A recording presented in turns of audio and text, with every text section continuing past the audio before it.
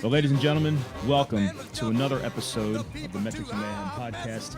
My name is Earl Phillips, the Metrics of the Equation, and to my left, and visually your right, Dominic Melchior III, the Mayhem. Dom, what do we got going on, man? Oh, we had a very, very busy and exciting last 18 hours. And why don't we start right out with that? Those last 18 hours. Where were you? Some place a little north of here. Not really. Are you lactating? I'm not really familiar.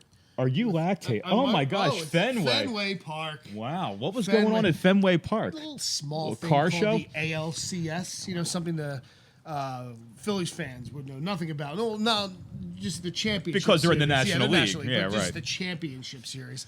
I haven't seen one of them in quite some time. And how do we get tickets to such an event? My buddy Kevin, he gets tickets for me, him, his lady, and his lady's coworker. Okay.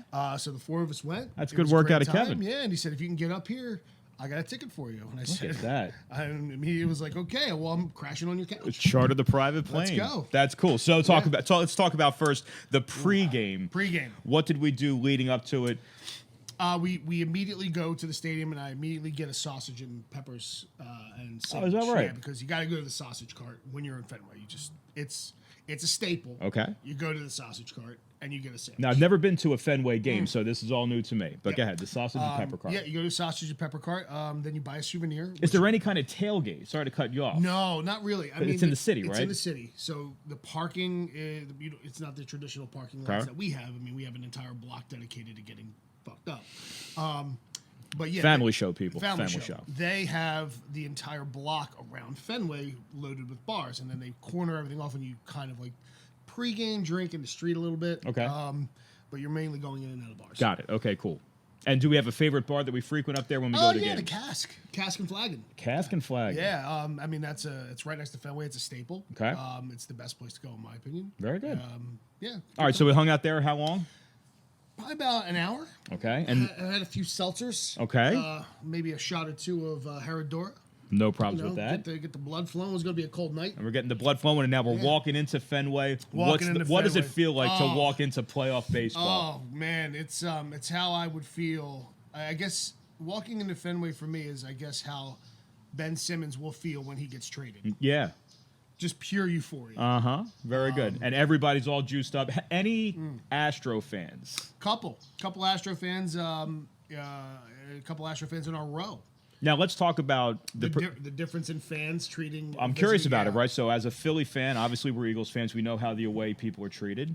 In this case, what's it like at Fenway? Well, I think it's like any other stadium. I mean, it's the importance of the game really dictates how much you're going to lay into the fans. If it's a regular Thursday night game in May, Game 78, right? Yeah, nobody's going to really care too much if Houston puts a beating on Boston. ALCS, on the other hand, a little bit more importance to that. And since the Red Sox came out on top, nobody really bothered the Houston fans. They got out of there unscathed. That's very good. And it looked like we got on them early, too. 6 runs in the bottom of the second. Ooh, Schwarber. Is that right? I pulled that phone out just at the right time. I'm like, oh, man, I got a feeling that something big's going to happen here. Pulled it out, and the next pitch, Schwarber put one right over the fence. Look at you. I mean, you never expected to be in Fenway. Then you pull your phone out, you take it. Maybe it's just following you. Maybe that's the thing. Success follows me. That's a beautiful thing. I mean, look at you. Look at how your life has been since you've met me. I don't know what to tell you. Just nothing but style points, grace. Yeah.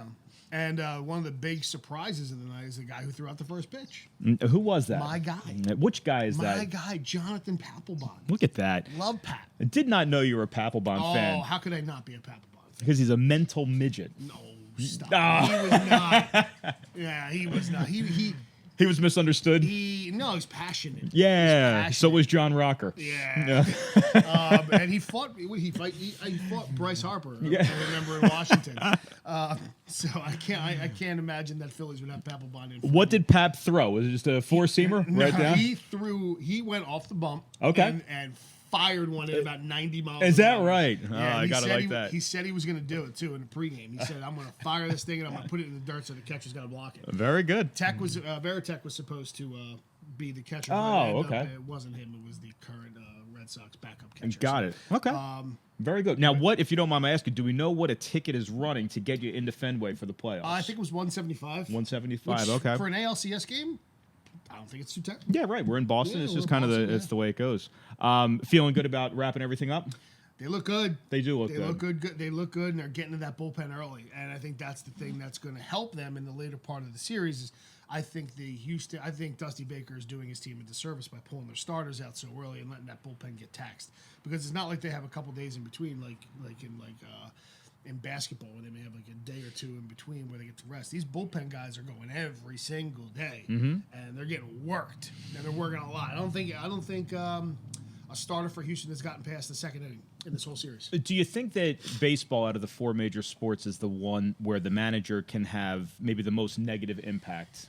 And most or positive. the coach? And most positive. You see the most impact coming from that sport? Okay. I would say so. It's, when you have pinch hitters, pinch runners, situational hitting, situational fielding. You see it all the time when you have somebody has a shift on and they hit directly into the shift. I mean, players aren't really going to do that. The coach is going to tell them, okay, everybody shift.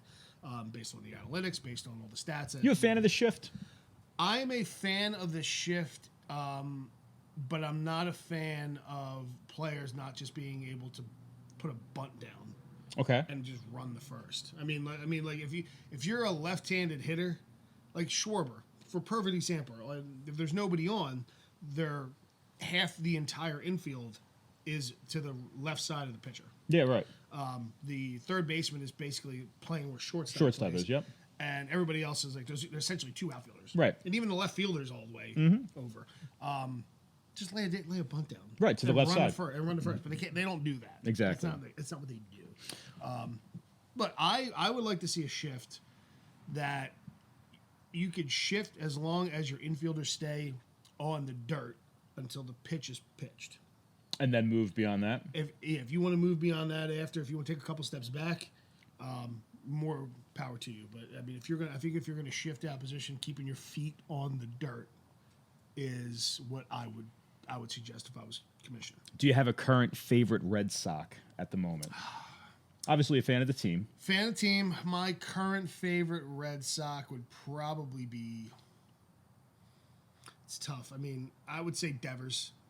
Rafael Devers. I mean, the kid's a stud. He's playing with a bad arm. And he's still just. He's and then would you say there's a fan favorite up there? Kind of like we had Dawkins. Xander Bogaerts. That would be my guess. Probably the biggest fan favorite. Nathan Eovaldi is turning into the starting pitching fan favorite. Chris Sale. I mean, everybody loves Sale, but he needs another year. He needs to get that arm. It's a shame. Yeah. He was such a stud. And he still can be. I think he's just, once you get Tommy John surgery, you're a different pitcher. He's got to figure it out. He's got to do it. Yeah, exactly right. That's very interesting. But a good night had by all. Great night. Right. Yeah. That's very, very cool. It's always good when you get to you go up, you make the commitment to do something like that, and then they win. You come out with a win. The last couple times I've traveled to see Eagles games, they've gotten mollywopped both times. Kansas City most recently, right? New Orleans.